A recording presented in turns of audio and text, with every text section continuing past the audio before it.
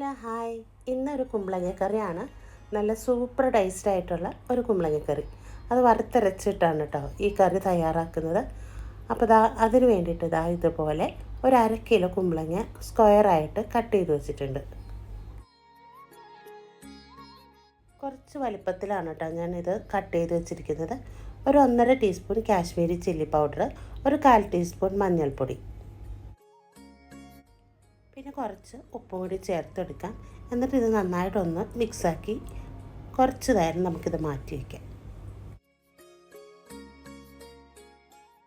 ഇനി ഇതിലേക്ക് ഒരു അരപ്പ് തയ്യാറാക്കണം. അപ്പോൾ അതിനായിട്ട് ഇതുപോലെ ഒരു പാൻ വെച്ചെടുത്തിട്ടുണ്ട്. ഒരല്പം വെളിച്ചെണ്ണ ഒഴിച്ചെടുക്കുക. പിന്നെ ഒരു 1.5 ടീസ്പൂൺ മുഴുവൻ മല്ലി അതോട് ചേർത്തെടുത്തിട്ടുണ്ട്. എന്നിട്ട് ഇതൊന്ന് നമുക്കിതിൽ ഒന്ന് വറുത്തെടുക്കാം.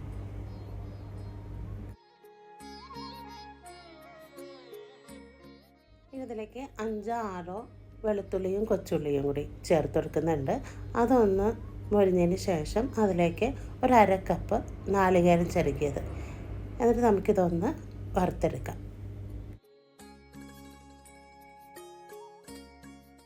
പിന്നെ ഇതിലേക്ക് ഒരു തണ്ട് കറിവേപ്പില ചേർത്തെടുക്കുന്നുണ്ട്. എന്നിട്ട് നമുക്കിതൊന്ന് നന്നായിട്ടൊന്ന് വറുത്തെടുക്കാം തേങ്ങ. അപ്പോൾ തേങ്ങയൊക്കെ നന്നായിട്ട് മൊരിഞ്ഞ് വന്നിട്ടുണ്ട്. അതിലേക്ക് ഒരു 1/4 ടീസ്പൂൺ മഞ്ഞൾപ്പൊടിയും 1 ടീസ്പൂൺ മുളക് പൊടി കൂടി ചേർത്തെടുത്തിട്ടുണ്ട്. കാശ്മീരി ചില്ലി പൗഡറാണ് കേട്ടോ. എന്നിട്ട് ഒന്ന് കരിയാതെ നമുക്കിതൊന്ന് വറുത്തെടുക്കാം. അപ്പോൾ തേങ്ങയൊക്കെ നന്നായിട്ട് വറുത്തെടുത്ത് അവിടെ തീയൊക്കെ ഓഫാക്കി വെച്ചിട്ടുണ്ട് കേട്ടോ. ഇനിയിപ്പോൾ ഇതുപോലെ ഒരു ചട്ടിക്കല എടുത്തിട്ടുണ്ട്. അതിലേക്ക് ചൂടാക്കാൻ വേണ്ടി കുറച്ച് വെളിച്ചെണ്ണ ഒഴിച്ചെടുക്കാം.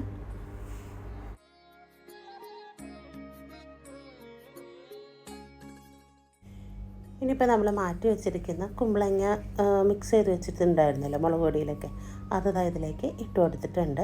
എന്നിട്ടൊരു ലൈറ്റ് ബ്രൗൺ ആവുന്നത് വരെ നമുക്കിതൊന്ന് ഫ്രൈ ആക്കി എടുക്കണം. അപ്പോൾ നമ്മുടെ കുമ്പളങ്ങ നന്നായിട്ടൊക്കെ ഒന്ന് ഫ്രൈ ആയിട്ട് അതിൽ വെള്ളമൊക്കെ ഒന്ന് വറ്റി മാറിയിട്ടുണ്ട് കേട്ടോ. ഇനി അതിലേക്ക് 2 പച്ചമുളക് ചേർത്ത് കൊടുക്കുന്നുണ്ട്. ഒരു മീഡിയം സൈസ് തക്കാളി കൂടി അരിഞ്ഞ് ചേർക്കാം. എന്നിട്ട് നന്നായിട്ടൊന്ന് മിക്സാക്കിയതിന് ശേഷം അതിലേക്ക് ഒരല്പം 1 കപ്പ് വെള്ളം ഒഴിച്ചെടുത്തിട്ടുണ്ട്, ഇത് വേകാൻ വേണ്ടിയിട്ട്. എന്നിട്ട് നമുക്കിതൊന്ന് അടച്ചു വെച്ചിട്ട് ഒന്ന് കുക്ക് ചെയ്തെടുക്കാം. 5-10 മിനിറ്റ് കഴിഞ്ഞിട്ട് തുറന്ന് നോക്കിയിട്ടോ. അപ്പോൾ നമ്മുടെ കുമ്പളങ്ങ കുറച്ചുകൂടി ഒന്ന് വേവാനുണ്ട്. അപ്പോൾ നമ്മൾ വെള്ളം ഒഴിച്ചെടുത്ത് ലൈറ്റ് ചൂടുവെള്ളമായിരുന്നു കേട്ടോ. എന്നിട്ട് ഒന്നും കൂടി അടച്ചു വെച്ചിട്ട് ഒരു 5 മിനിറ്റ് കൂടി വേവിച്ച് തുറന്ന് നോക്കിയിട്ടോ. അപ്പോൾ കുമ്പളങ്ങയൊക്കെ നന്നായിട്ട് വെന്തിട്ടുണ്ട്. നമ്മൾ നേരത്തെ അരപ്പ് അവിടെ തേങ്ങയൊക്കെ വറുത്ത് വെച്ചിട്ടുണ്ടായില്ല, അത് നന്നായിട്ടൊന്ന് അരച്ചെടുത്തിട്ടുണ്ടായിരുന്നു. അതും കൂടി കറിയിലേക്ക് ചേർത്തെടുത്തിട്ടുണ്ട്. എന്നിട്ട് നന്നായിട്ടൊന്ന് മിക്സാക്കി കൊടുക്കാം. ഇനിയിപ്പോൾ ഇതൊന്ന് നന്നായിട്ടൊന്ന് തിളച്ച് വരട്ടെ. അപ്പോൾ കുറച്ചുകൂടി കുറുകി വരും.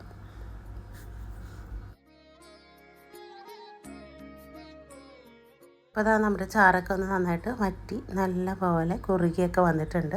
ഇനി ഇതിലേക്ക് ഞാൻ 2 കൊച്ചുള്ളി വട്ടത്തിലരിഞ്ഞതും പിന്നെ കറിവേപ്പിലയൊക്കെ ഇട്ടിട്ട് ഒന്ന് താളിച്ചെടുത്തതാണ് കേട്ടോ. അത് ഞാൻ കാണിച്ചിട്ടില്ല.